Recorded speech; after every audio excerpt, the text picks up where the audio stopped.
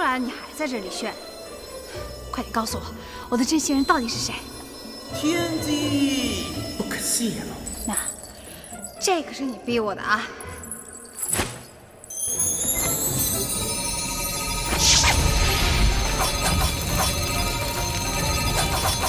三味真火里我都练过，这小火苗没用的。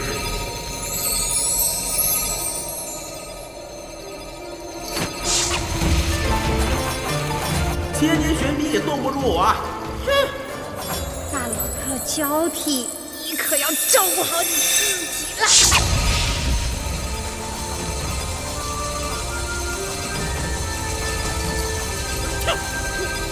好了好了，我说，谁能把我从剑鞘里拔出来，谁就是你的真心人。方法都告诉你了。来。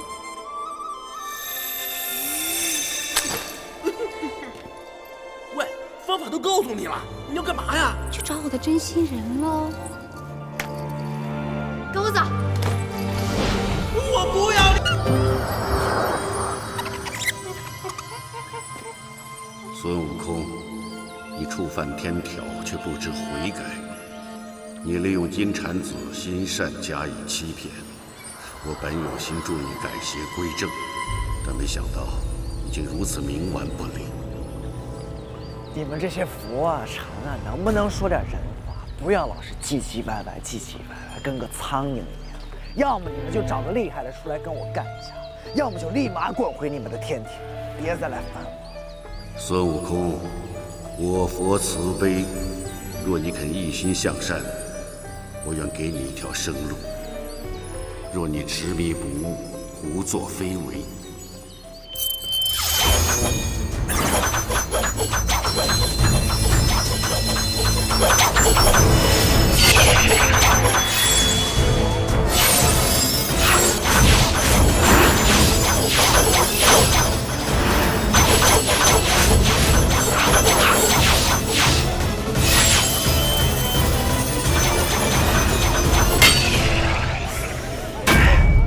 叫你不要唧唧歪歪，你听不懂啊！孙悟空，我再给你1日时间，若你仍坚持如此，我便做那个应战之人。你若赢了，我定教玉帝让位于你；你若输了，灰飞烟灭，永世不成。孙悟空，这一共就2个人，你不用每句话开头都要叫我。好，明天见。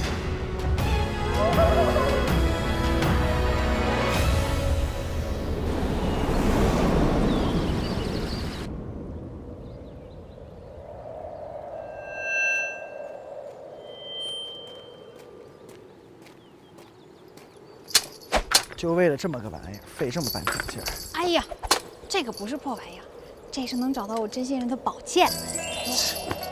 一把剑而已，怎么找真心人啊？就是糊弄你们这样的小女孩。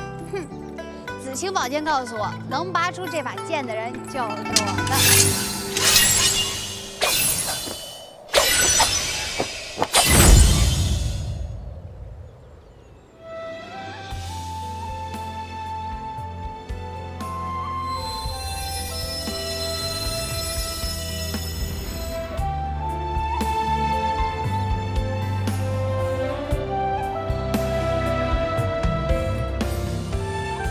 真心人。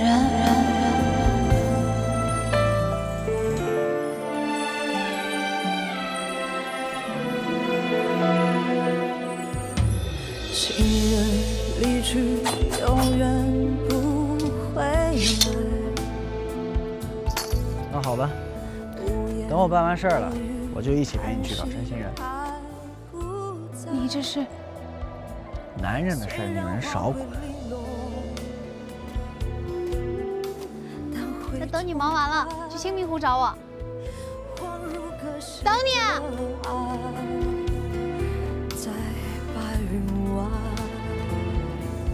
我等你。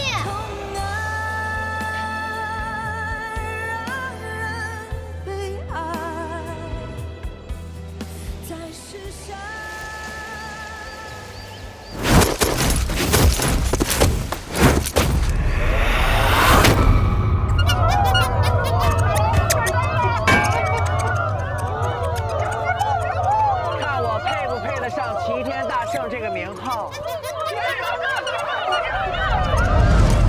孙悟空，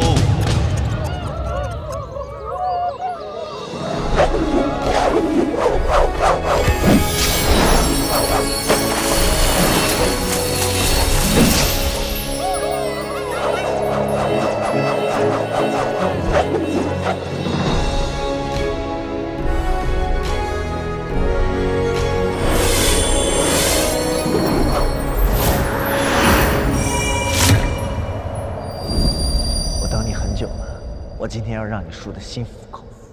听说你猖狂粗野，屡犯天规，要夺玉帝尊位是吗？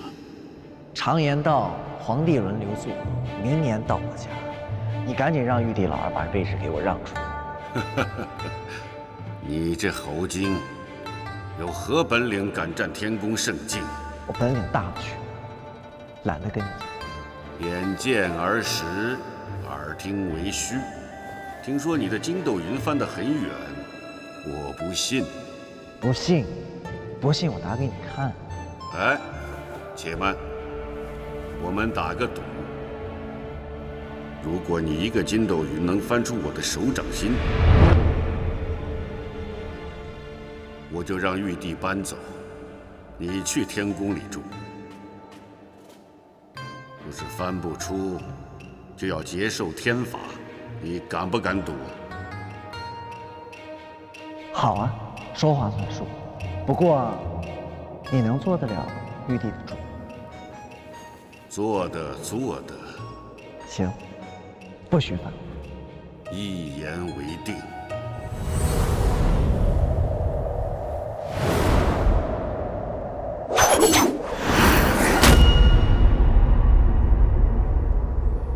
老头儿，你可看好了，俺老孙走了。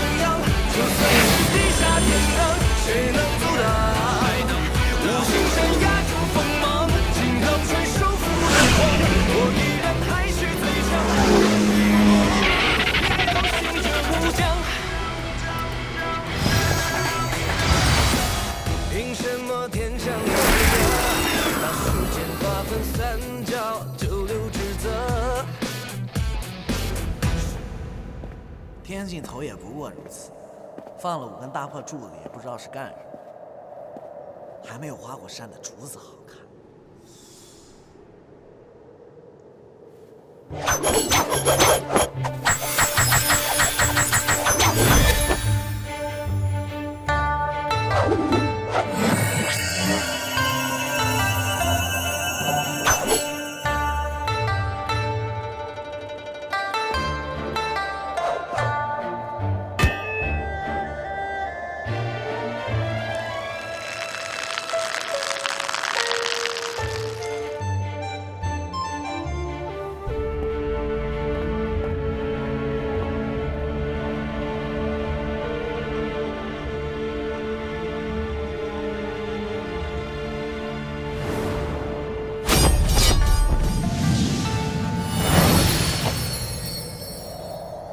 老头儿，我这一去一回也没有多久，你看起来老了不少。我已经到了天尽头了，赶紧让玉帝老儿让出位置。孙悟空，你所谓的天尽头，可惜只不过是我的手指头。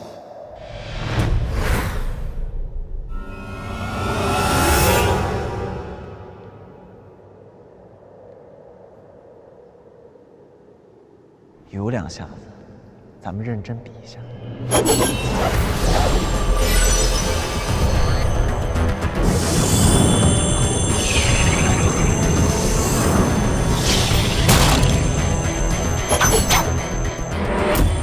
孙悟空，我们定下规矩，愿赌服输，一记失败就当飞灰烟灭，永世不得超生。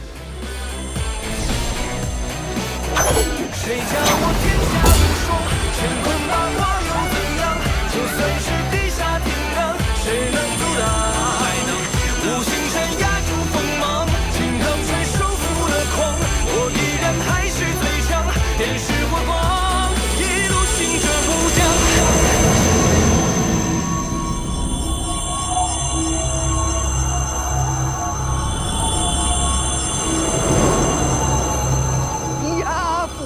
手下留好啊！不要！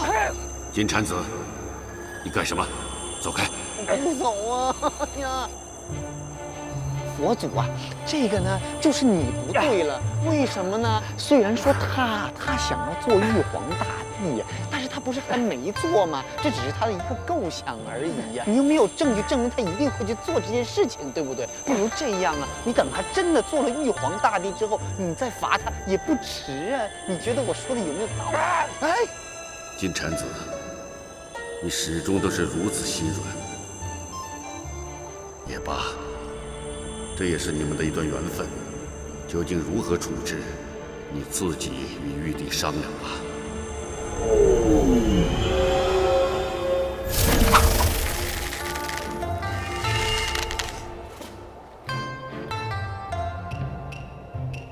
阿弥陀佛。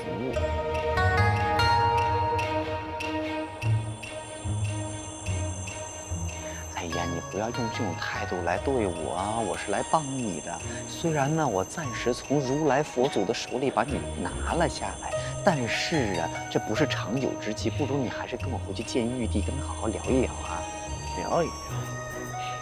聊我什么时候坐在玉皇大帝的位置上？越来越幽默了呀！不要生气啊！来，走啊，乖啊，听话啊，我不走。哎，这次真的不能由得你了，来，走了，来，走了。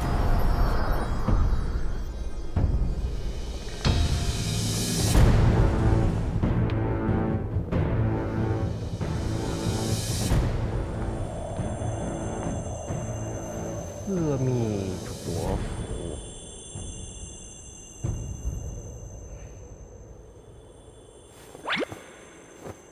还不快点给玉帝请安呢！本想借这个机会灭了妖猴，可是你，又是你！玉帝，你先不要生气嘛。世间众生都可以被拯救的，孙悟空也一样。其实都怪我，因为我没有感化得了他，所以呢，他才陷入了现在这般的境地。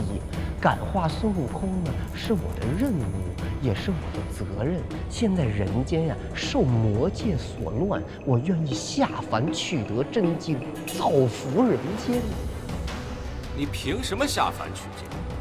就你这样的，下凡走不了3里路，就又可以重新投胎了。我不怕。我有孙悟空，他本事很大的，他会保护我。给我死远点！玉帝，取经路上一路艰难险阻，相信一定可以度化孙悟空的。金蝉子所言，字字发自肺腑，一片苦心，令人感动。我认为应该再给这个猴子一次机会，毕竟他才日月精华，从石头里蹦出来，从小没有父母的教导，难免步入歧途。今天既然有人主动承担起教化他的责任，这是好事。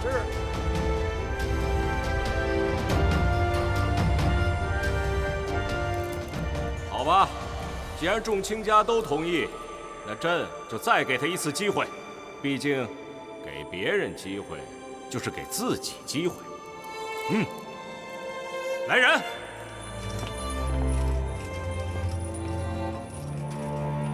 带他2人下去，下凡投胎。是。阿弥陀佛。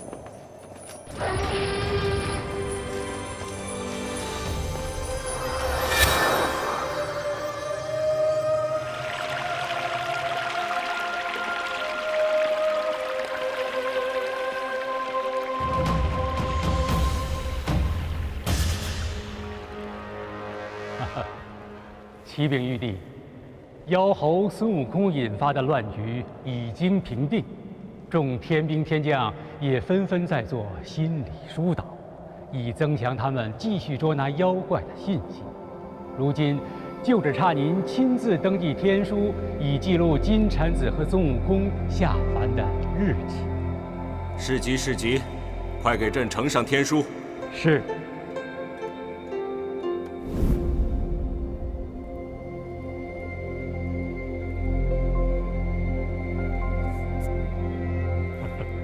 玉帝，菩提老祖知道您在寿宴上被那妖猴扫了兴，特意为您自制了一封心墨，为您宽心。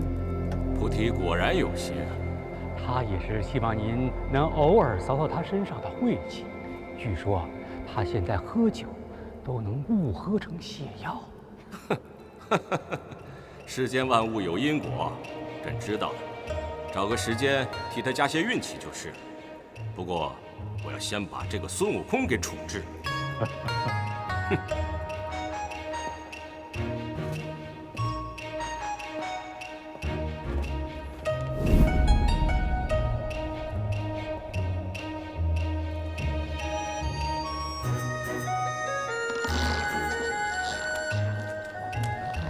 怎么回事？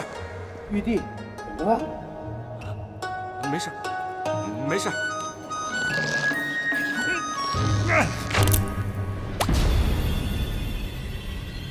啊！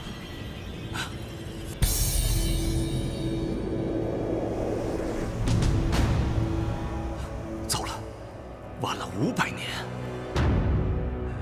太白金星，朕考考你，这天书之上名字下边点一个点儿，是何意啊？这个玉帝考不住下官，意思就是此人魂飞魄散，永不超生，就真的死了。你去把菩提给我找来，朕有事要跟他商量。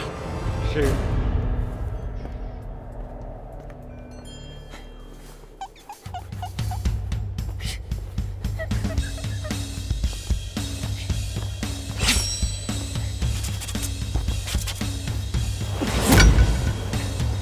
世间万物有因果，也怪不得朕了。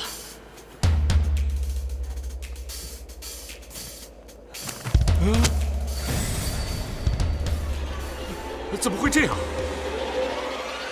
各位仙家呀，朕已经尽力了，有什么好事坏事，你们就一切随缘吧。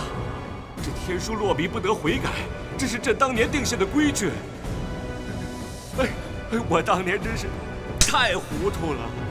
我怎么给自己挖了这么大一个坑啊！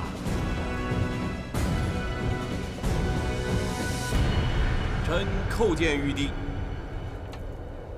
你过来，看看你这方墨是怎么回事。应该是最近比较倒霉，所以在制墨汁的时候，把这个千年树胶给混在泉水之中了。现在不是你倒霉，是我倒霉呀！此话怎讲？算了算了算了，你赶快去做个占卜。朕预测最近会有些仙家遭遇不测，你提前做个防备也好啊。是。不过玉帝，刚才太白金星跟我说，您是要在我的浮萍之中加点运气，是吧？哼，不要得寸进尺。世间万物阴阳平衡，有得有失。我不再给你加点霉气就不错了。下去吧。是。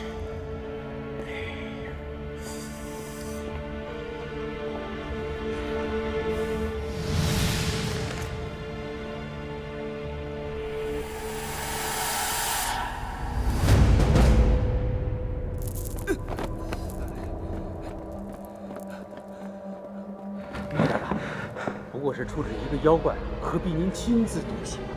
你刚才派人来说，这只妖怪为什么会被处以极刑？他冒充孙悟空，祸害人间。冒充孙悟空？他有这么大本事？本事自然不如那人，不过他本是六耳猕猴，乃4猴之一，不入10类，与孙悟空同音同相，再加上一些变化，极难识破。只是前几日孙悟空被抓，这货不知道，才弄巧成拙，被天兵天将发现捉拿。快，带朕进去看看。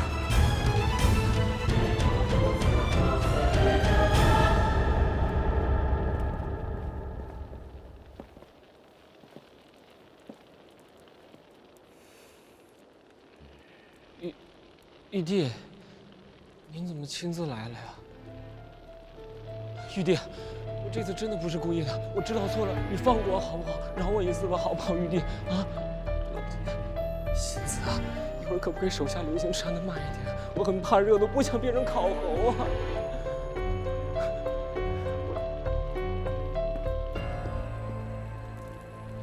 也并不像啊，这是他选择的肉身。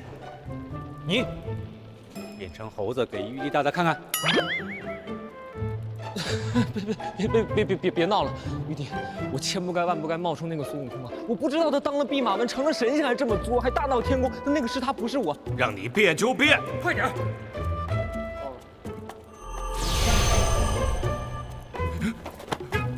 妖猴，妖猴，快变回来！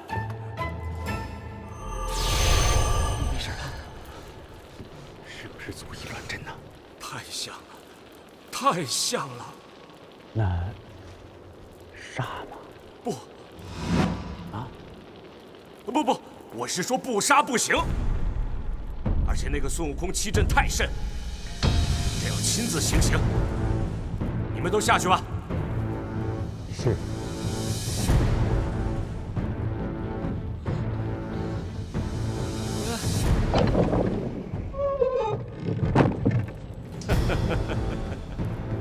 玉帝大人，你要干嘛呀？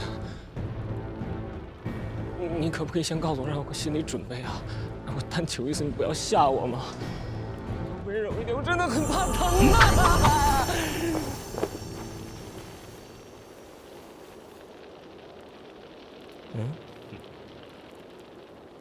这是什么意思啊？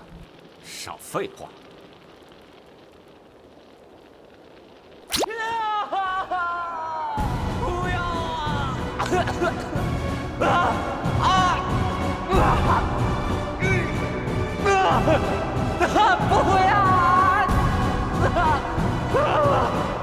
哎呀！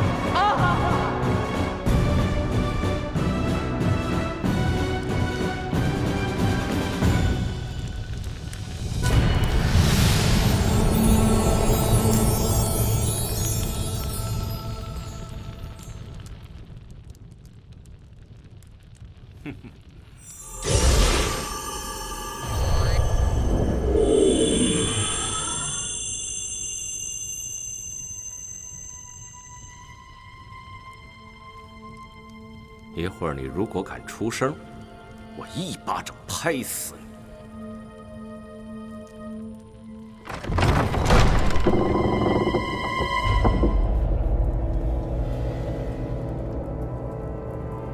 打扫一下吧，已经尸骨无存了。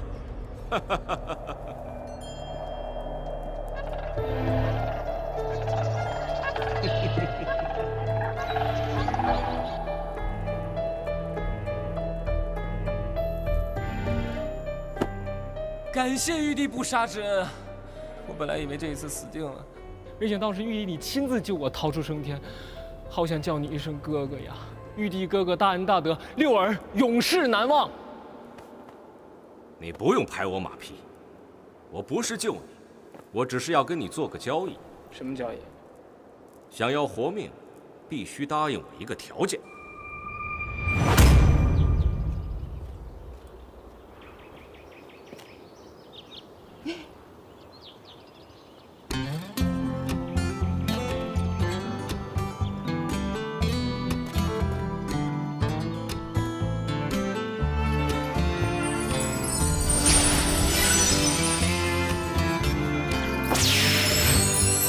声声铃铛，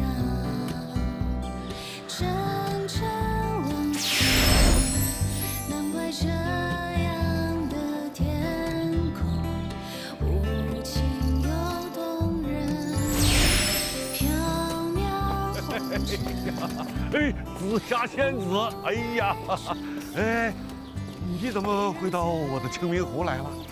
清明湖主避世雅居，躲得清闲，让人羡慕啊！哎，今天到此一定有事吧？哎，我就是跟一个朋友啊，明天约在这个地方，先到了而已。哦，看你风尘仆仆，定是连夜兼程，看来是个很重要的朋友。咱们俩就别装了呀，赶紧告诉我，是不是你心上人？这么久没见，湖主你还是这么三八？废话，不三八谁来这儿当湖主啊？哎，告诉我，但凡来这儿的人都有自己的小秘密，你就不要藏着掖着了，快跟我说说。哎呀，没什么小秘密，我啊就是觉得现在春色正好，风景宜人，女朋友来休个假，哎，让你失望啦。看你一脸甜蜜的样子，还说不是心上人啊？啊，你看你准备的这些桌子、凳子还有花啊，水果还都是桃。那个人喜欢吃桃啊？哎呀，你别问了，你再问我走了。不问，你啊，慢慢等啊，等他来了，我自然就知道了。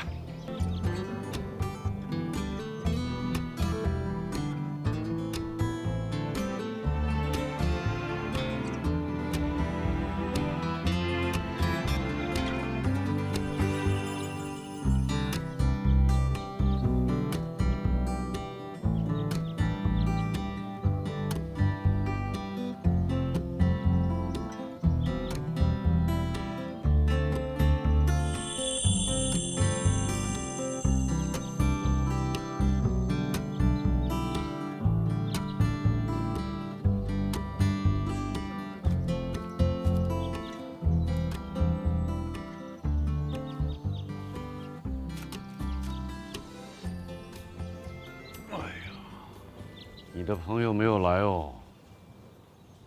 语气太三八了，湖主。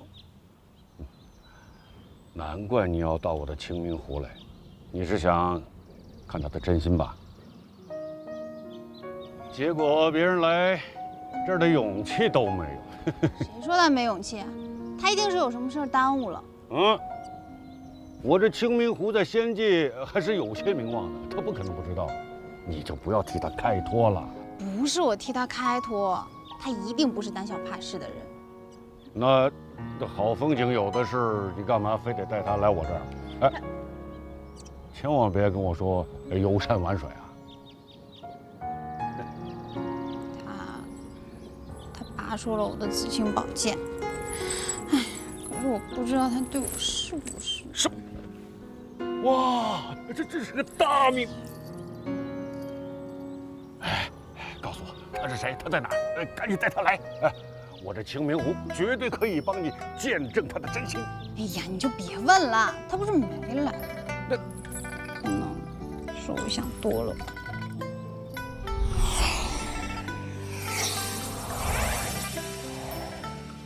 哇，太赞了！看这个架势，一定有猛料啊！来，哎，咱们来一块进去，今天都有什么八卦？哎呦！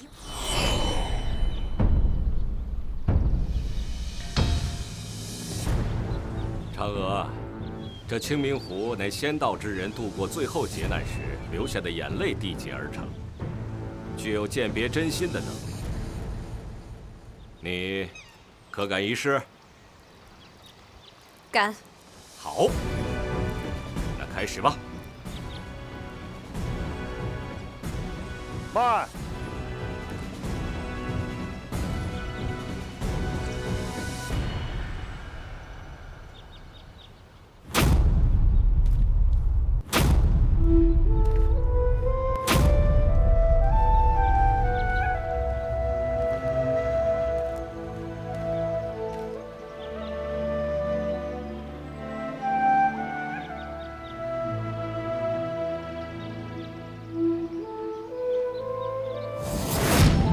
启禀余帝，偷取月光宝盒的人是我，请您不要再为难嫦娥仙子。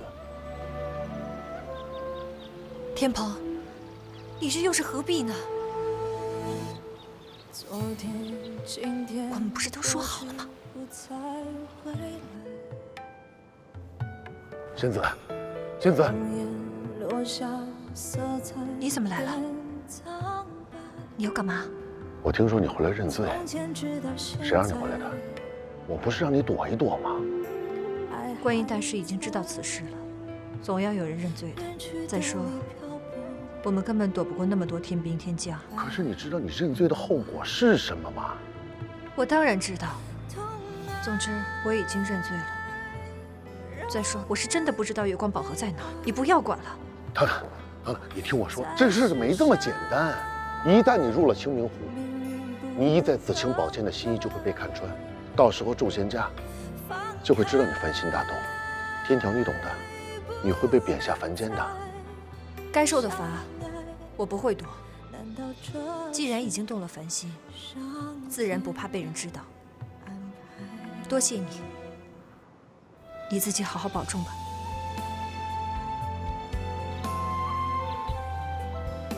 事实经过正是如此。嫦娥仙子想要时光倒流，重酿仙酒，而我盗取了月光宝盒，却不料半路杀出个齐天大圣孙悟空，破坏了计划。齐天大圣孙悟空，难道他就是大圣啊？情人离去，永远不回来。却不料，孙悟空正被三界通缉。月光宝盒的使用，引来了观音大师。大师缉拿我等，过程中，月光宝盒遗失。臣句句属实，愿入这清明湖，以辨真心。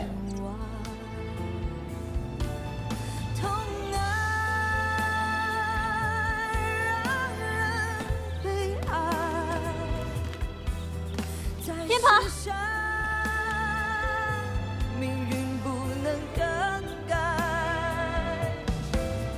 放开，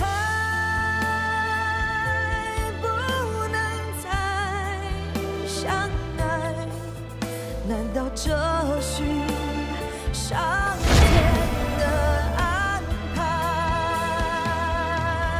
痛爱让人悲哀，在世上，命运不能更改。放开，不能再相爱。难道这是上天的安排？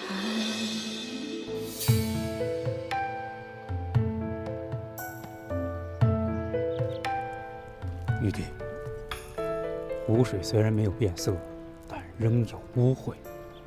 天蓬元帅他似乎尚有隐瞒。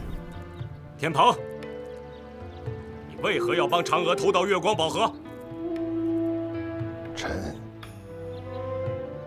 动了凡心，苦恋嫦娥仙子。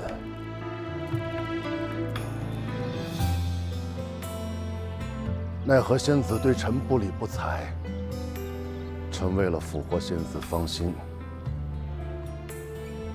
才出此下策，甘愿受罚。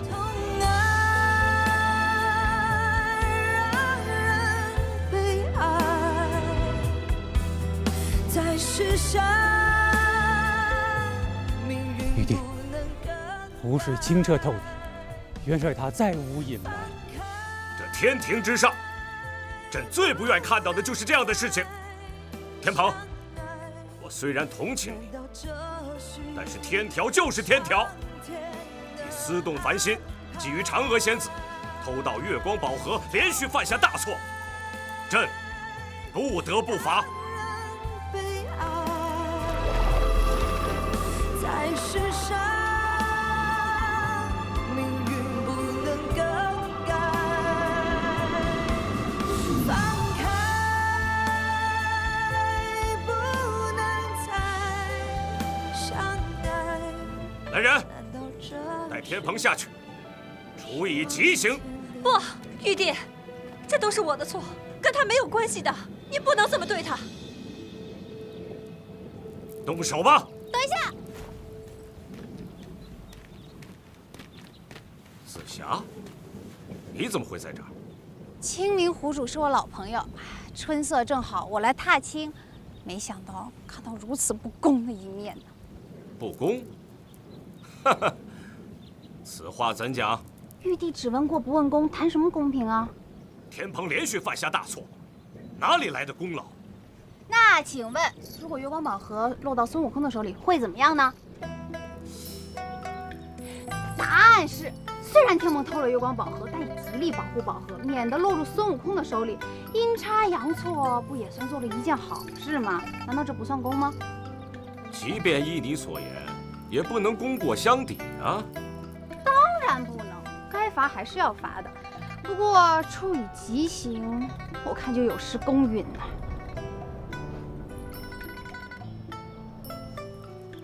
你们怎么看？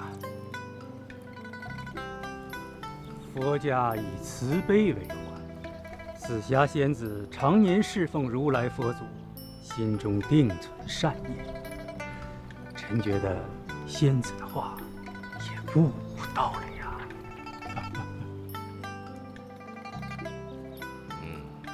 也罢，天蓬，朕念你侍奉天庭多年，加之又曾舍命护宝盒，朕判你打入凡间，受轮回之苦。去吧。谢玉帝开恩。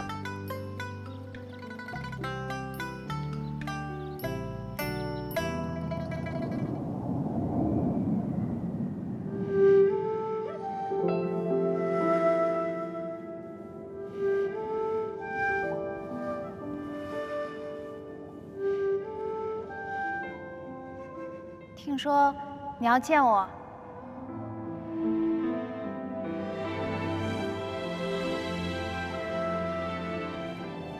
多谢紫霞仙子救命之恩。哎呀，我只是说了该说的话，也没做什么。哎，你不要客气了。仙子呢，心怀善念，不计前嫌，天蓬感激不尽。你呢，可以不求回报，但是天蓬不能不报。听说你还在找那个叫大圣的。你知道大圣？当然了。再这么说，哎，我也做过神仙。就是那天那个用他自己血救我的人，你跟他叫大圣。事实上，他就是大闹天宫的齐天大圣孙悟空啊！果然是他。要不是他闹天宫的时候喝多了得罪了天庭，他怎么能跑到凡间和你相遇啊？哎，你们遇见的时候，他还被三界通缉呢。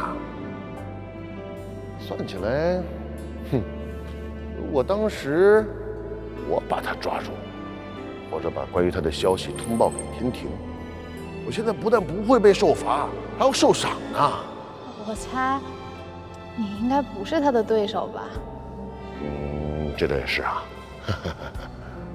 不过再怎么说呢，他也算救过我一命。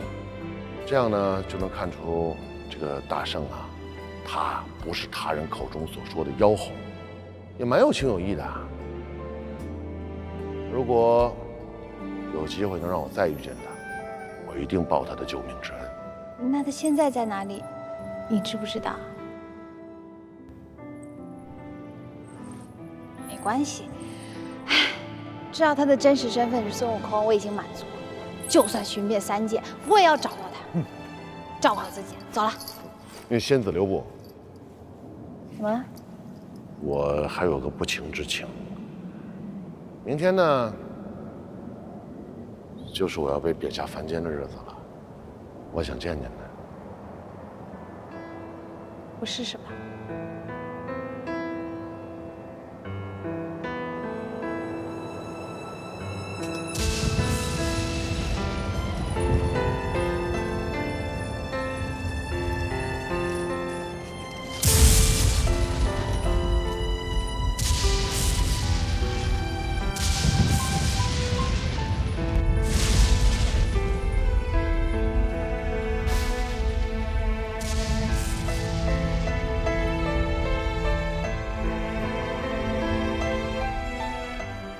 天蓬，死去凡间，还望好自为之啊！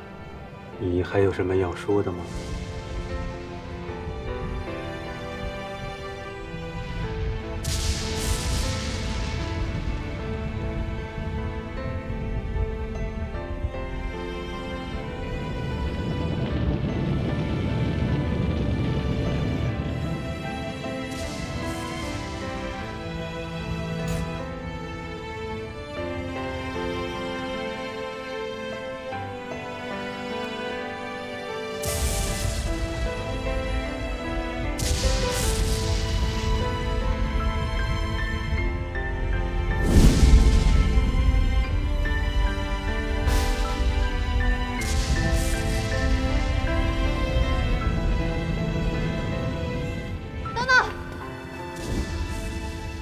等等，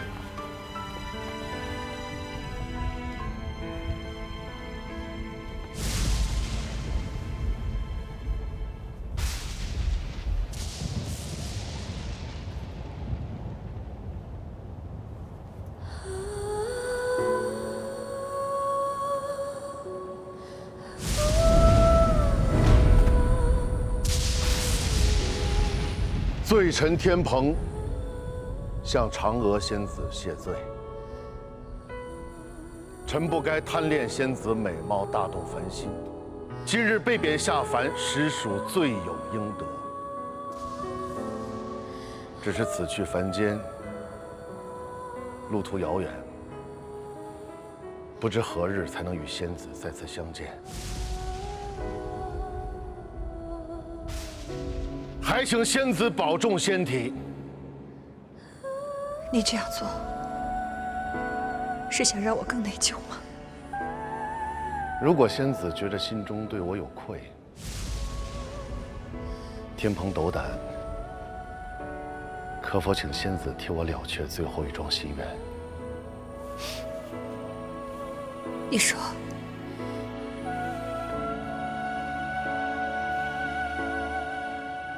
请仙子替我斩断情丝，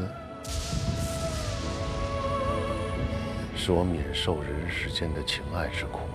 斩断情丝，你就再也动不了情了，那不是比现在还痛苦吗？你是不是傻呀？我不傻，我做神仙这么久了，在天庭大家也都知道，我也仙中龙凤啊。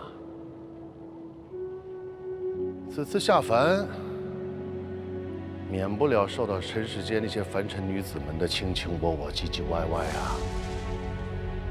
想起来我都好烦呐。所以还请仙子替我了却心愿。好，我成全你。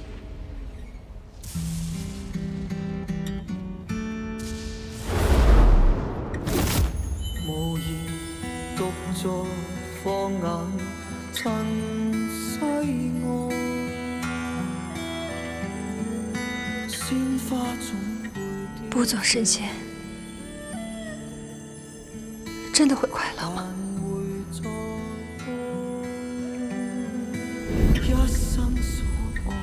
会。那你会忘了我吗？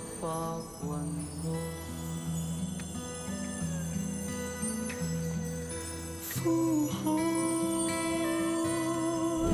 翻起愛恨，在世間難逃避命運。不會。相親竟不可接近，或我應該相信是緣分。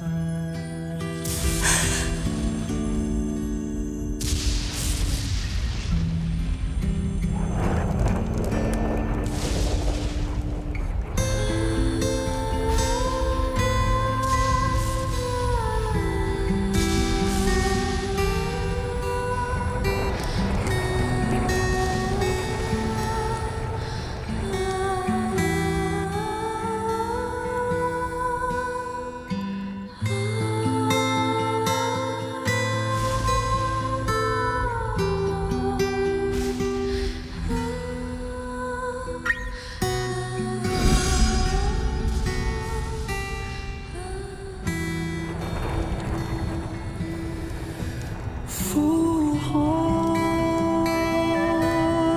翻起愛恨，在世間難逃避命運。你真的斩斷了他的情絲。我怎么忍心？我只是抹掉了他对我的全部记忆，希望他在人间能重遇真情。这一切都怪我，怪我动了凡心。感情是最难控制的事，这一切都是命中注定的，怪不得任何人。你不要太内疚了。仙子也是性情中人，你放心。从此以后，我不会再执着于紫青宝剑。希望仙子也能遇到真心相爱之人。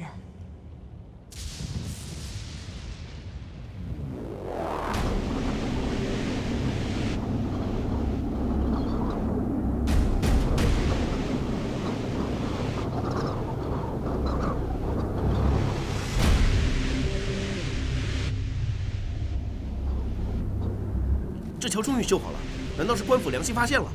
怎么可能是官府嘛？我就说嘛，这桥坏了这么久都没人管，那这木头怎么回事？想不到竟然这是真的，想不到竟然这是真的。喂，脸谱，你知道这怎么回事？这桥已经失修多年了，在这桥上也死了不少人了。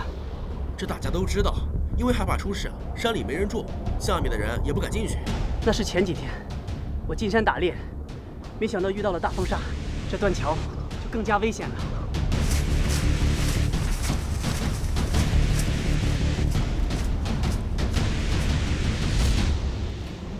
过桥的时候，我一再小心，谁知还是不小心失足掉了下去。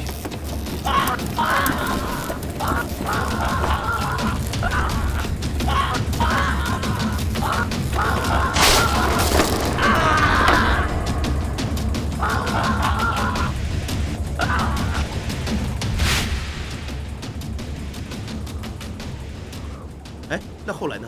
后来我就晕了过去，等我醒来的时候，已经在桥头了。有一个人，他救了我。阿弥陀佛，施主啊，你终于醒了。这位施主啊，您就安心休养吧。既然不幸源于此桥，那我们就让不幸在这里结束。贫僧一定会把这座桥修好的，不让其他无辜的百姓再受伤害。阿弥陀佛。哎，照你这么说，救你的是个和尚啊？这个和尚还要修好这座桥？其实我也不敢相信，我还以为自己在做梦呢。等我伤好了一点，我赶紧跑过来看看情况。你们看着木头，看着桥，这不都是真的吗？连官府都办不到的事情，一个普通人怎么可能做到？哎，说不定是个神仙。我可不是什么神仙。恩公，恩公，哎呀呀！感谢救命之恩！起来！小和尚，你要修这桥啊？正是啊，这个桥啊害人无数，我一定要修好它。就凭你这小身板啊？当然不止我一个人啊，我还有个徒弟啊。悟空啊，悟空！哎呀，悟空不要空蹬啊，用力呀！其实啊，那天在断桥上救你的人是他。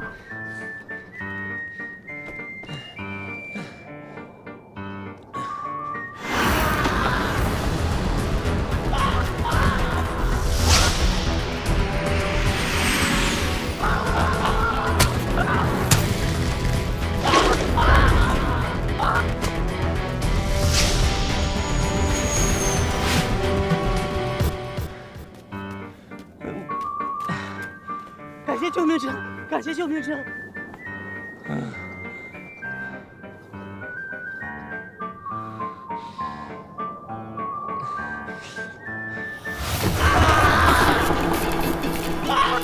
空，你快看！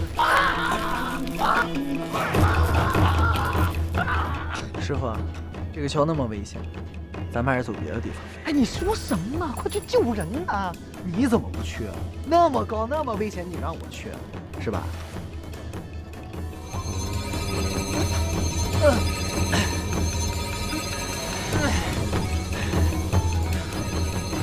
师傅，我知道，我去就行了。快去啊！乖呀，听话，快去啊！快去呀！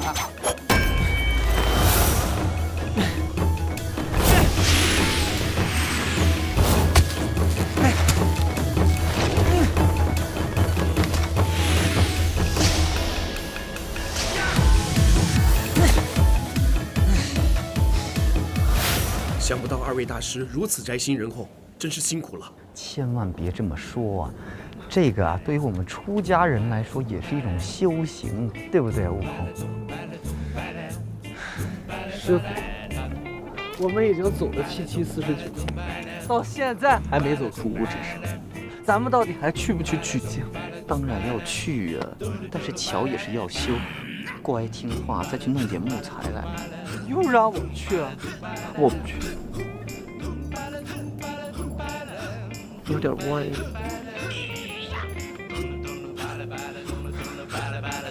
不要摔倒啊，慢一点啊！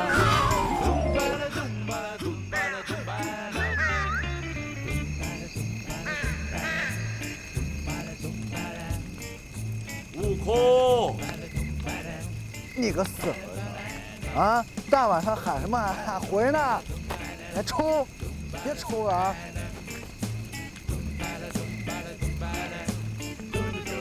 悟空，孙悟空，过来，过来。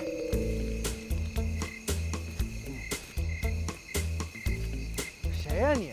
啊，那么晚了不睡觉？你让我过去，我就得过去，是不是？你以为你是玉皇大帝是不是？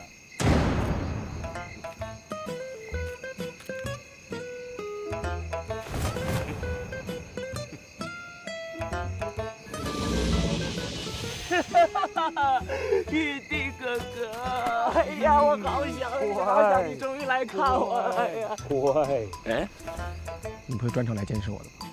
哎，话别说的这么难听，我可是专门来看你的。啊，真的吗？这么好啊，这么感人啊！玉帝哥哥，我很听话，很乖的，按你的吩咐，我认那个臭和尚做师傅了。我都看到了，而且刚才我叫你悟空的时候，你立刻就醒了。看来你已经习惯了新的身份，获得新生的感觉一定很好吧？好，好个屁呀！你知道那种感觉吗？你知道每天耳朵边听到至少2万次“悟空”这2个字的是什么感觉吗？2万次的，这叫做生理反应啊，老大。慢慢习惯就好了。你要多想想好的一面。你看这人间，天大地大，此刻凉风习习，这不比那单房敞亮，凉快多了吗？啊！爽啊！太爽了，爽死了！你不说这个海岛，你要说到这个，我真要给你掰扯呀！玉帝先生，为什么这和你之前说的好像不太一样呢？想要活命，你必须答应我一个条件。什么条件？我要你使用孙悟空这个身份，护送一个人去西天取经。这个条件对你来说百利而无一害。首先，待遇优厚，你不用马上去死，而且还可以获得自由。我想，就凭这一点，你应该马上会答应我的条件吧？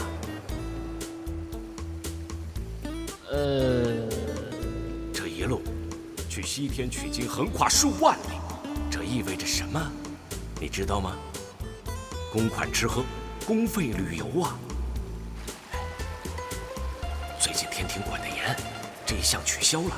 要不是任务特殊，这么好的差事，怎么可能落到你的头上？这是多难得的机会啊！西天取经一路这么美，你就不想去看看吗？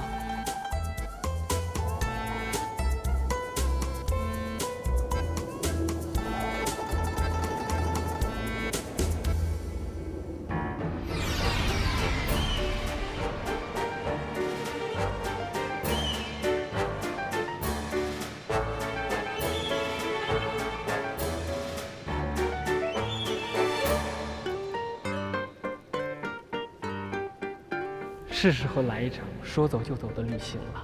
好，从现在开始，你就是孙悟空了。嘿，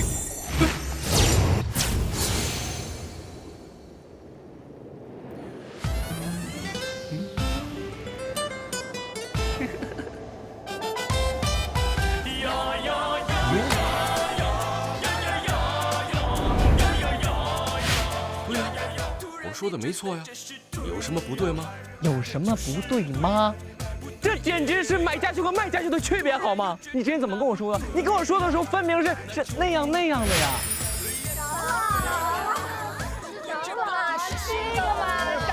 没想到你也如此好色，这个叫普度众生啊，懂了吗？来，这个搞。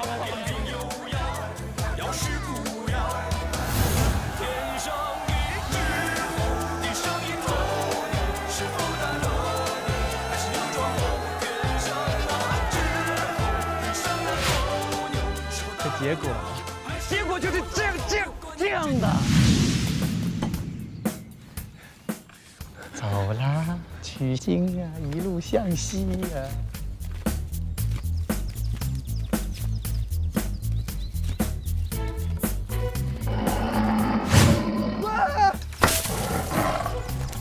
你追我干什么？追他！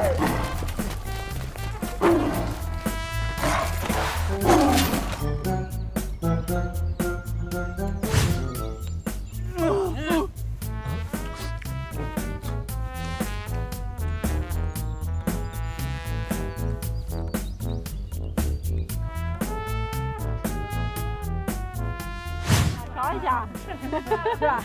尝一下挺好吃的，你尝一下这地瓜挺好吃的，尝一下。你尝一下。看我干什么呢？是不是我长得很漂亮呢？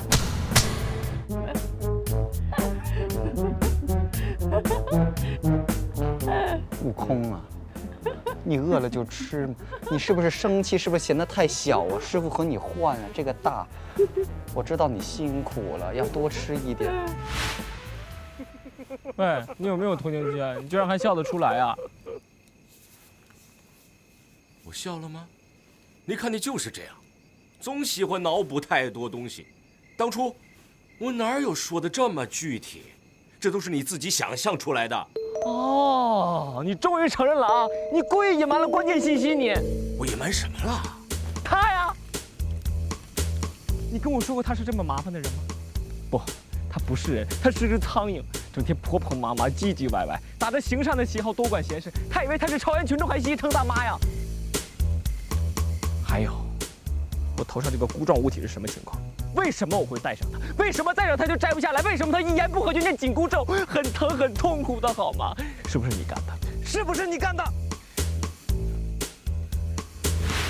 那金蝉子已转世成为唐僧，孙悟空则被送至五指山。他们日后定有机缘再次结识相遇，之后就是二人的造化。玉帝又何故叹息？只是那妖猴毕竟野性难驯，我担心日后他再生出什么祸端来。玉帝是担心唐僧治不住那妖猴，这有何难？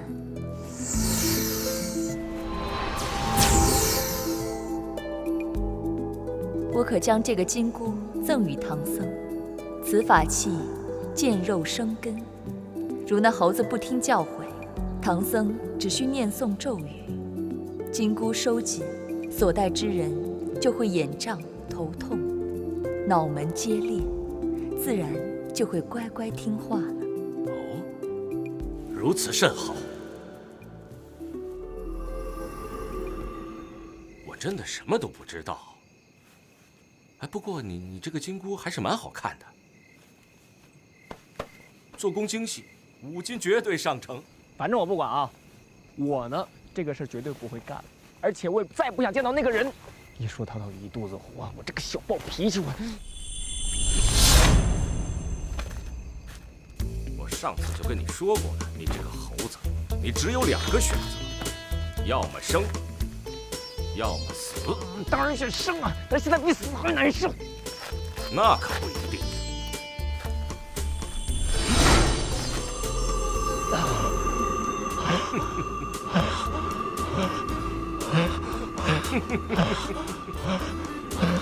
我要活，我要活！好，好。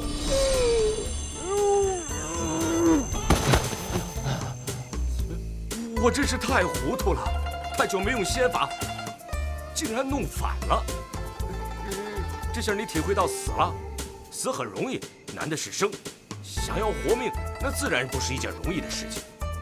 你要保护唐僧一路西天取经，是你唯一的救命之路。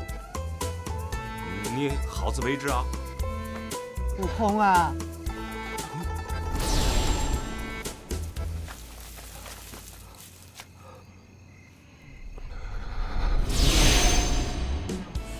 悟空啊！悟空！悟空啊！哎呀，悟空啊，你在这里干什么？你是不是得了梦游症？你怎么？你不舒服？哎呀，你是不是冷啊？我带了个被子过来，你不要害怕。我也很害怕，但是不要紧，有你在，我们两个在一起就不怕了。有没有舒服一点？哎呀，你在干什么？哎！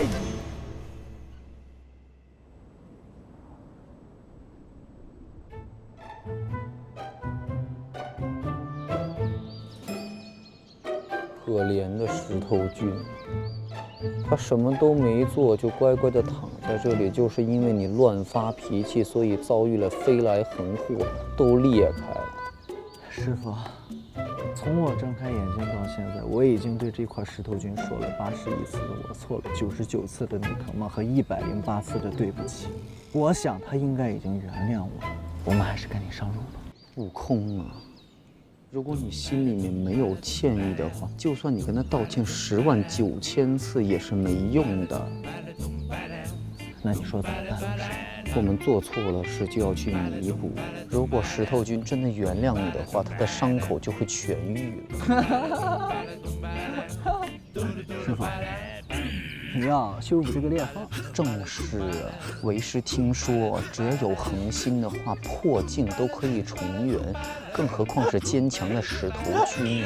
哎，这个话怎么这么熟悉呀？你说什么就是，行不行？悟空啊，你可不可以认真一点？你这是什么态度？为师在帮你争取石头君的原谅，你不要那么多话，赶快给师傅找3朵黄玫瑰来。我上哪儿给你找黄玫瑰啊？你个死和尚！哎，悟空，你不要骂脏话。还有，我是一个和尚，但是你可不可以不要在和尚之前加一个死字？而且你也是一个和尚，如果我是死和尚的话，那你也是死和尚。还有，黄玫瑰赶快去找，不要那么多废话。知道为什么吗？黄玫瑰的花语是对不起，你亲自去摘，亲自来送，说不定石头君就会原谅你。师傅，你的想法真的是太好了，但是我请你睁大你的眼睛，好好看看四周，除了树就是草，我上哪儿给你找什么玫瑰？我不管，容易找就不对了，就是因为不容易找，才能体现出你的诚意。你的话怎么那么多？快去！一定要去！你不去我就不走。行，那我去。快去！悟空啊，不要用法术，显得没诚意啊！天蓬，私动凡心，觊觎嫦娥仙子，偷盗月光宝盒，连续犯下大错，朕不得不罚。那你会忘了我吗？不会。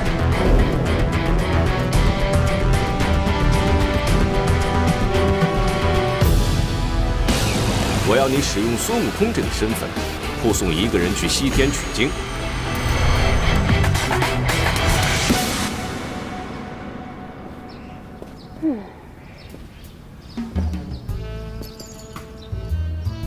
紫霞仙子啊，你在我这店里转了好久了，到底要买什么呀？奸商蜈蚣精虽然是个妖怪，但是因为倒卖各种稀奇古怪的东西啊，所以3界都不敢动你。现在我要找个东西，不知道你有没有啊？既然仙子这么了解我，需要什么说出来听听吗？听说有一种神灯可以帮人啊寻找自己心里想要找的人，有没有这种东西啊？有，阿拉甲神灯。一听这名字就知道高大上了。原本是如来佛祖阅读经文时的灯，后来因为种种原因流落凡间。这神物下凡必有神迹，它是可以助你寻人的。哦，仙子，原来你是要找人啊？没有，我就是好奇。哎呀，你这到底有没有那东西？本来是没有，不过既然仙子求了我，我想尽办法也要帮你找到。明天到货来取吧。明天？虽然我已经等不及了，不过明天的话，应该还能再等一天。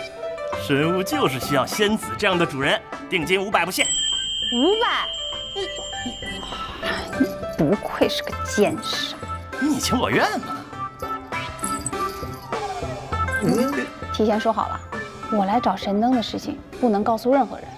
像我们这种买卖人，最讲究的就是规矩。不错啊。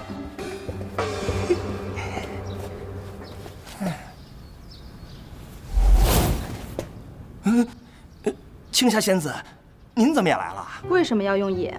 你知道我们这种生意人最讲究的就是伶牙俐齿了。接客的时候加个野字，这不显得我们门庭若市、迎来送往啊？阿拉甲神灯有没有？你也要阿拉甲神灯？为什么又要用野啊？在商品前面加一个野字，这不显得紧俏吗？对不起，阿拉甲神灯目前没货啊。没货。明天呢？明天也被预定了。这个野你又要怎么解释？就是被别人预定了呀。谁预定的让他退了？明天我来取。先到先得，这是我们的规矩。你们这儿的规矩是吧？嗯。可我的规矩就是，要么给我货，要么就你死。不要以为3界人都不敢动你，我就不敢杀你。杀了你，大家无非少了一个走私的渠道，没人会说什么。仙子既然喜欢，灯留下便是，何必这么粗暴呢？算你识货。哎，这个定金是定你的头的，明天拿不到货，提头来见我。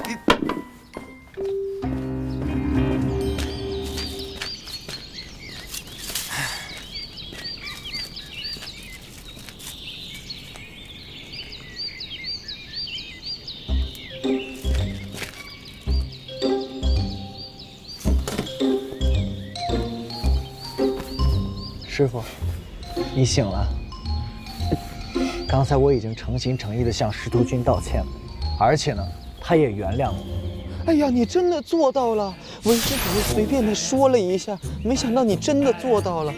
不过，他为什么看起来好像有点瘦啊？师傅，你看这块石头，它的裂缝是无法愈合的。当它受了伤，它就会开始慢慢的变瘦，就像你说的一样，跟人一样，它也会伤心，它也是有生命的。阿弥陀佛，没想到悟空你的顿悟已经这么深了，师傅真的很欣慰啊。师傅，你想一想，咱们呢又是救人，又是干这个干那个，已经浪费了太多的时间了。所以啊，师傅，咱们必须把这些时间弥补回来，你说是不是？悟空，你也说的非常的有道理，所以我们现在呢，还是要把之前要的时间把它补回来。没错。那咱们现在就出发了，好吗？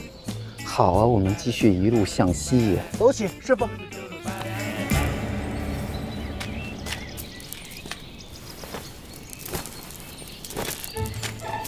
师傅，你没事吧？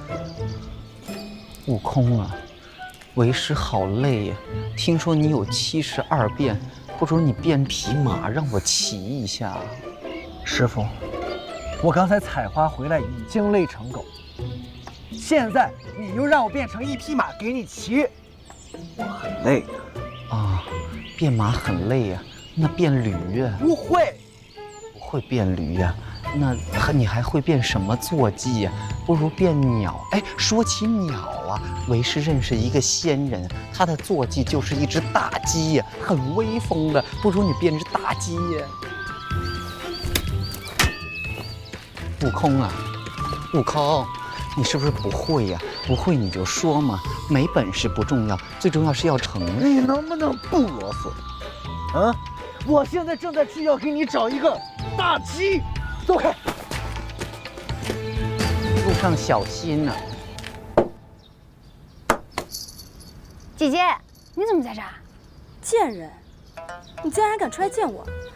我告诉你，灵司所有的活儿都我干的，害得我不得不下凡来找你，还害得我……你怎么了？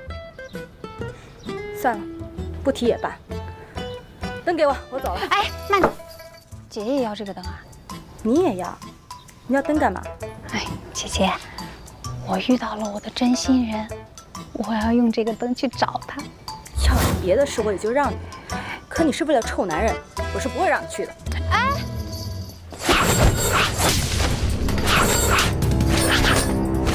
哎，给我我的，我的，我的，给我，给我，啊！很贵的，我有办法了，我不卖了，我租还不行吗？你租几天，他租几天不就行了吗？给我，给我，给我！哎，你的，我的！姐姐干嘛一口一个臭男人啊？你被人伤害了？臭男人，移情别恋，见异思迁，忘恩负义，一边跟我你侬我侬，一边卷得所有女人，斑斑劣迹，人人都要诛之。给我！既然如此，我更不能让你去了。一个男人伤了你，你就要见所有的人。如果你去杀了他，你一辈子都忘不了。少废话，我更不能让你被男人所骗。他不会骗我的，他拔出我紫金宝剑，他是我的命中注定。你竟然为了他完成3件难事，若他骗你，那岂不是更伤更痛？不行，我就算杀了你，不能让你上他的当。这样，至少我们2姐妹都不是傻瓜。姐姐，哎呀，给我，给我！我灯碎了，就管完了。神灯，神灯，那个人在哪里？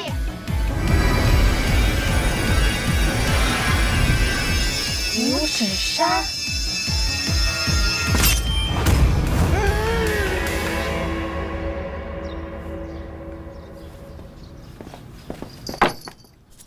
你们还是会付钱的，对吧？他弄坏的，找他。我看我要去五指山了。我才是要去五指山！哎呀哎呀，我才。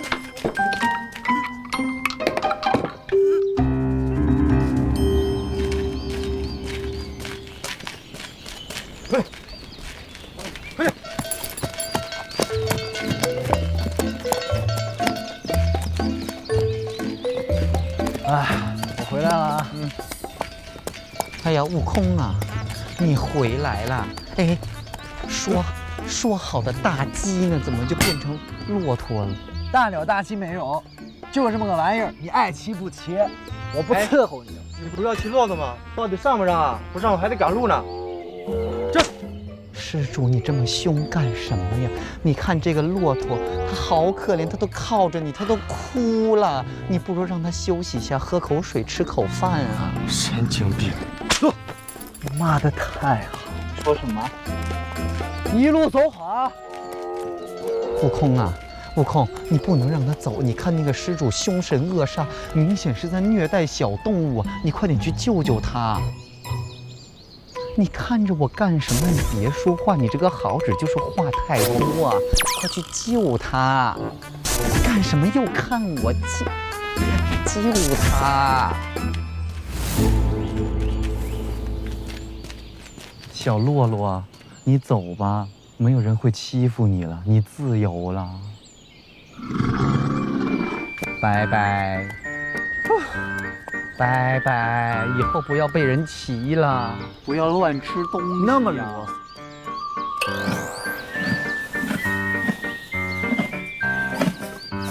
悟空啊，你我师徒齐心，一路向西行善事，想来也是很惬意呀。解开枷锁，重获自由，应该才是最惬意。你的悟性果然很高啊，但是不要骄傲自满。这次我们只是救了一只小骆驼而已。是啊，以后还有更多的人等着我们去救。对呀，还有大笨象。哎，你的话怎么这么多啊？来，起来了，我们该上路了。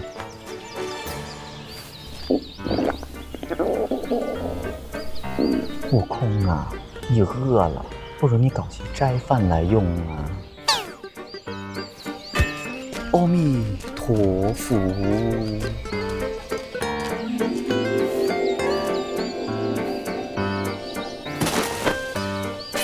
是不是悟空啊？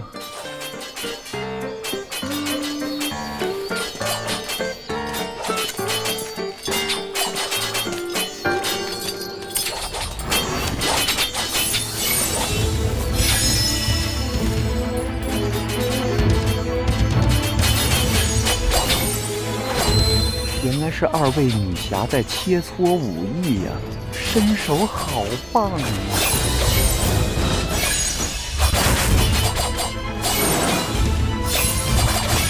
切磋归切磋，不要太认真，小心受伤啊！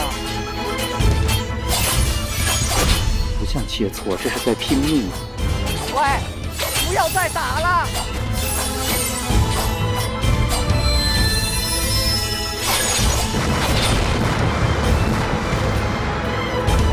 我先走了。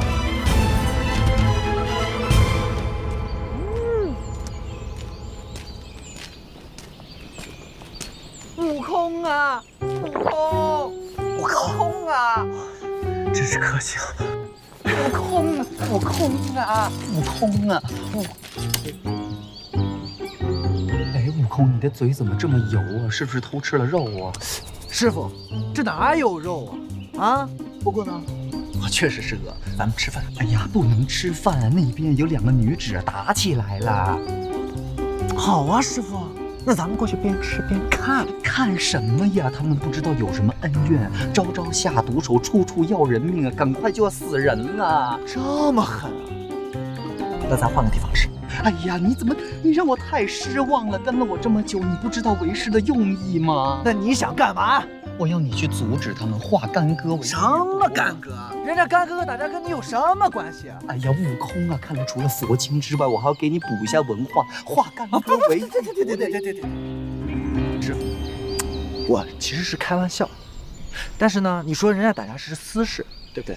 我们俩去打扰人家不好。什么私事啊？都要出人命了，不是私事了，救人一命胜造7级浮屠，来，快跟我去！你是不是一定要去？是啊。那这样吧，师傅，我呢护送你到那边，你呢过去好好跟他们讲一下你的大道理。悟空啊，我看他们举手投足啊，他们的恩怨不是2、3个道理就能化解的，是时候该你出马了。悟空啊，该出手时就出手，快点去，一定要化解他们的恩怨。这个东西我给你拿着，免得你出手不方便啊。师傅，等一下，你这有点脏。你好乖呀，悟空，快去吧。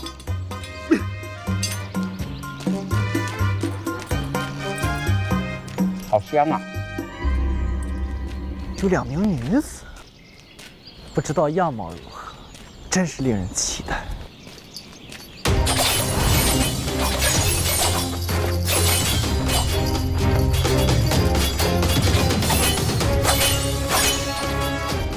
娉婷妙娜，卓越多姿，仅是背影就能让人如此幻想。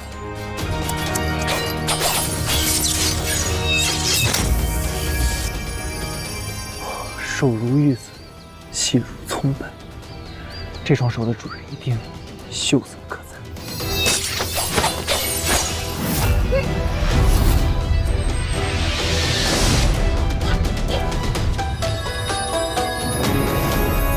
姐，你以为今天能杀得了我吗？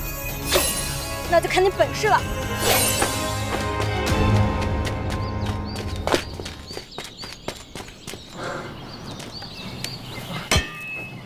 怎么会是青霞？让他抓着，那我就死定了。等会儿，青霞，唐僧，这是个好机会。我觉得你不应该这样子虐待小动物。走，动物它也是有自己的脾气的。你看它的表情啊，已经是很不开心了。它一会儿着急啊，还可能会踢你。施主啊，你是不是身体不舒服？不如我带你去看大夫。我都跟你说了，不要虐待小动物啊，这可能就是报应啊。老兄，我让驴拉磨，你说我虐待小动物，我自己拉。你说我不会利用工具，你这样来来回回都80多遍了，你到底要我怎样？我只是想让你不在虐待小动物的同时呢，有效的。你别说话了，别说话了，你再说话，我死给你看！身体发别说，你别说话，别说话，别说话！哎，悟空，哎呀，我对不起你，阿弥陀佛！哎呀，悟空啊，悟空，悟空，你干什么垂头丧气呀？你是不是去赌坊又输了很多钱？你是只耗子，你的脸为什么那么长啊？悟空，那2位女子呢？师父啊，弟子无能，我救不了别人，也救不了我自己。阿弥陀佛，看来这次要为师亲自出马才可以。师父，你不能去，那2个女子犯坏了，谁去谁死。我不入地狱，谁入地狱？师父，你不能去啊，你会死的。风萧萧分，易水寒木。是西呀，师父。你说的也对呀，你看悟空为师连这个诗都读不好的话，估计去了也就是死定了。还是你去吧。师父，弟子有一个办法，不知该不该？不行，没有不行啊，说来听一听啊。其实我能力太强了，一直以来都是这个金箍束缚着，但是我怕我摘了它以后，我控制不了我自己，我就把整个世界……你说的也对，那还是算了吧，不要摘掉它。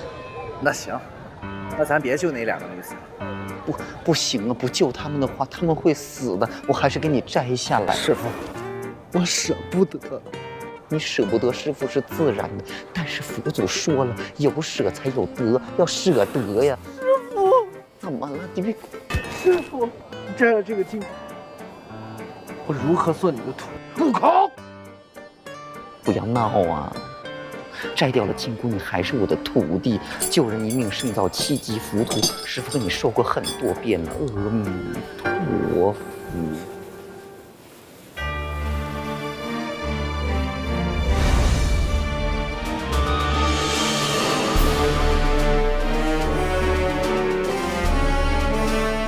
阿弥陀佛。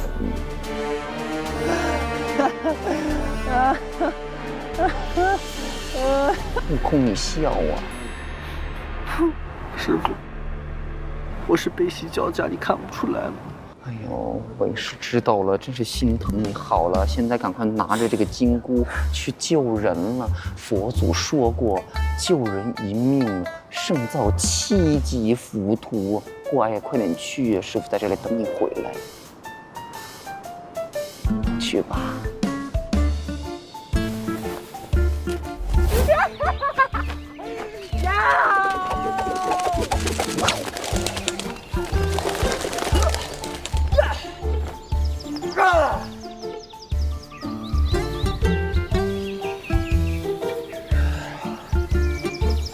是自由的感觉。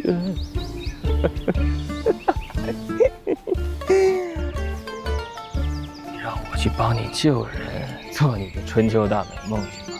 从今以后，你做你的救世主，我做我的齐天大圣。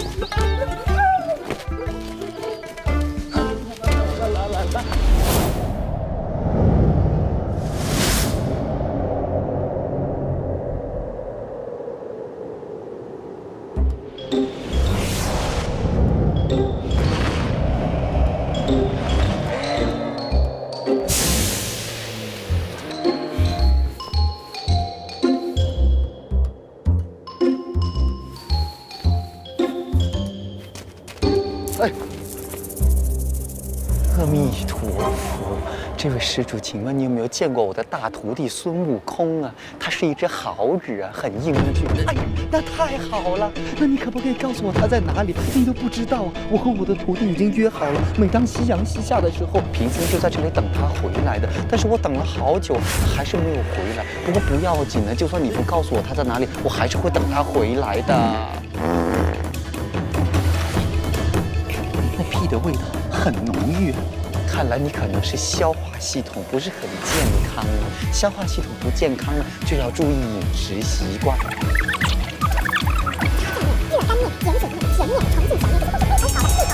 加肉啊！你是不是胃痉挛了？不如我煮个面给你吃啊！藏不住啦！是驴啊！不错，正是我。我已经盯你很久了。难怪味道如此浓郁。你看这磨坊，左边是客栈，右边是饭店，前面是驿站，后面是公厕。从前这里人流络绎不绝，什么样的我没吃过啊！阿弥陀佛。可是自从你这个啰嗦的和尚来到这里，人都吓跑了。不吃了你，我永远吃不到五花肉。阿弥陀佛。施主，你是不是脚痛啊？脚痛不要乱走，我家里有事，我先走啊。别跑！肠胃不好，你追我干什么？别跑！你追我也没有用，我徒弟会很生气。哎！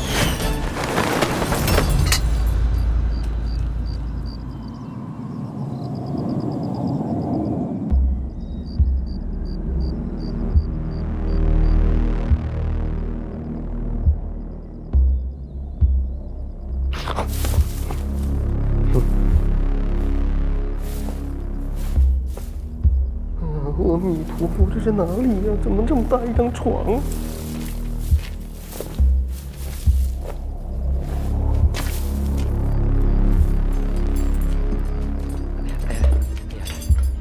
不好意思，不好意思。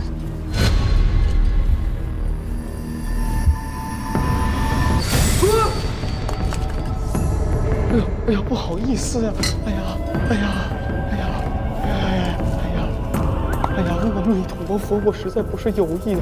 然后我先想一想，我被驴子精追，然后我追到了一个坟地，然后我就掉下来了，然后还有骷髅坟地，我现在就走啊！有没有人啊？我是唐僧啊，我不是坏人啊，我迷路了，我想问一下路啊。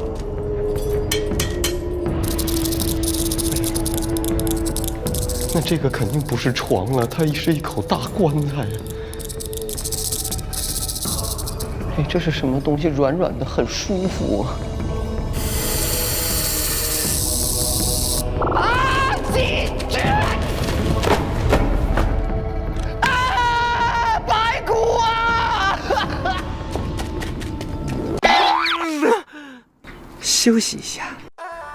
收却收回，我的命就交在你手里了。放心吧，兄弟，你哥哥我一个劲头108000里，一定速速给你筹到医药费，好吗？多久？也就眼睛一闭一睁的功夫，好不好？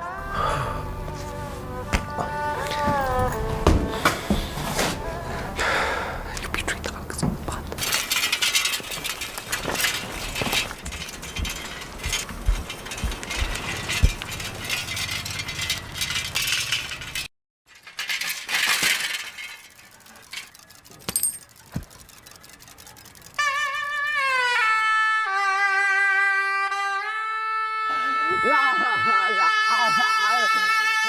上前站，借钱何必久等？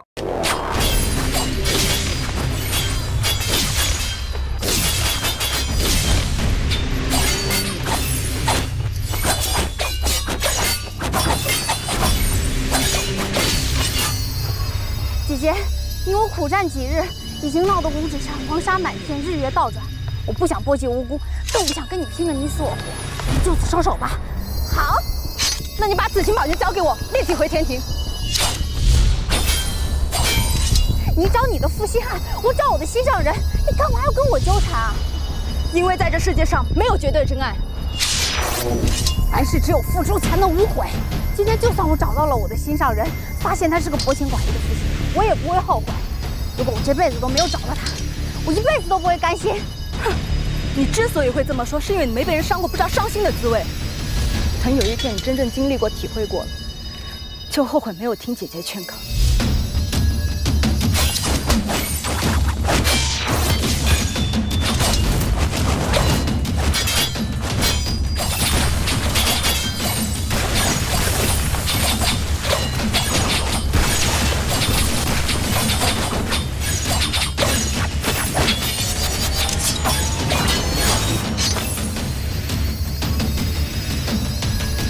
姐姐，你有姐妹情深意长，看来只能走到这一步了。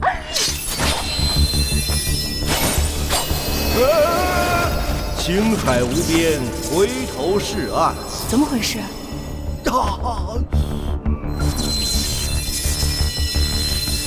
如来尊者，别打了！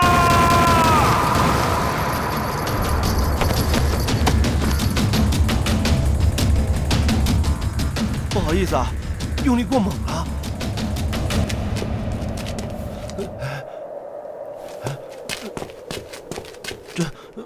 我是等他们醒来呢，还是……算了，师父有令，快去快回。我还是尽早宣布师父的法旨吧。青霞、紫霞听令，这里的我全部代指我师父啊。我允许你二人下凡，为的是让你二人感受人世间的人情冷暖，放下姐妹间的恩怨，化解仇恨，却不想事与愿违，仇恨越来越深。今日一战更是闯下大祸，扰乱人间。时至今日，只有将你二人卷作灯芯，共用一具肉身，今生今世无法再与对方为敌。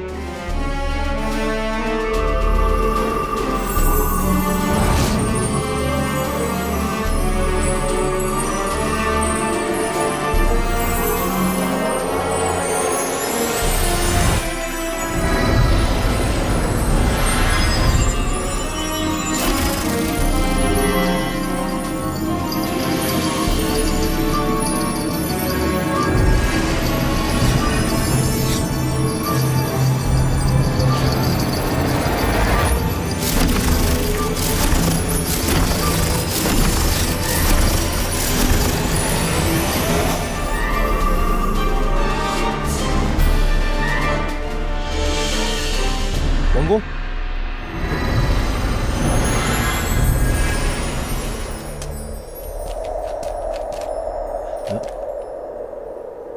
你们醒来要是什么都不知道怎么办？留张字条吧。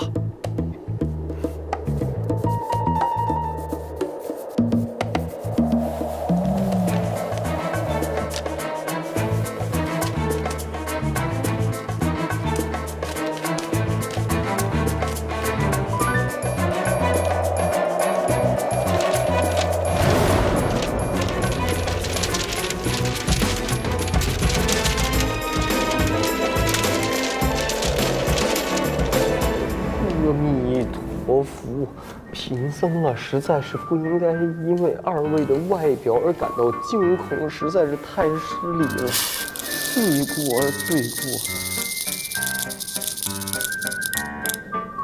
不如这样啊，我们握握手，做个好朋友啊。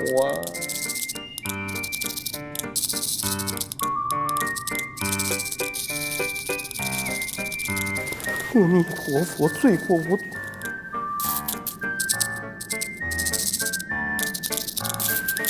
哦，原来你在这个寸草不生的古墓里面是靠吃白骨身上的腐虫来维持生命的。白骨也是因为你吃掉了它的腐虫，所以才保护了自己。你们这样子互相依靠，惺惺相惜，实在让人感动啊！这世间众生的生存真是坚强又神奇呀！阿弥陀佛，善。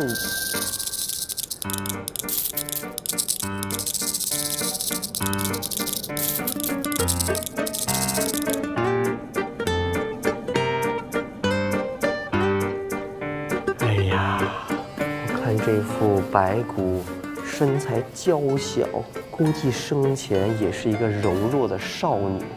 估计在这古墓待的时间已经不是1天2天了，也不知道世间呀还有没有人记着他。不过不要紧，我来了。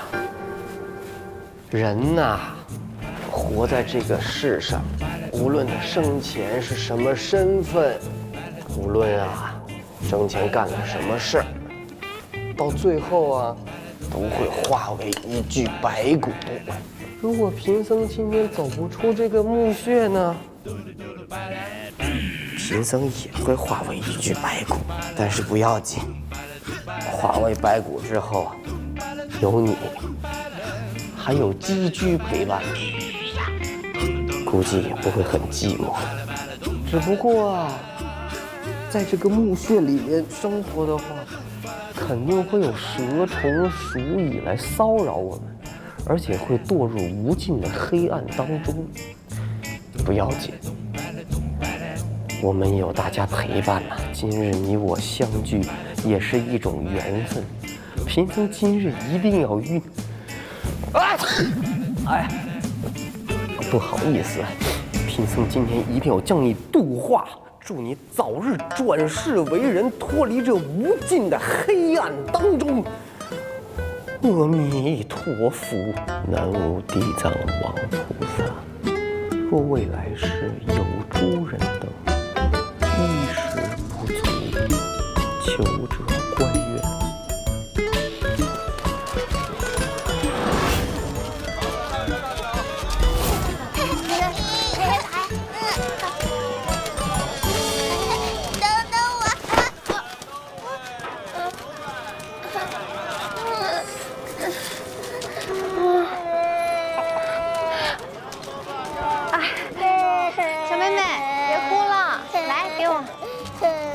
帮你再编一个新的，好不好？来，好。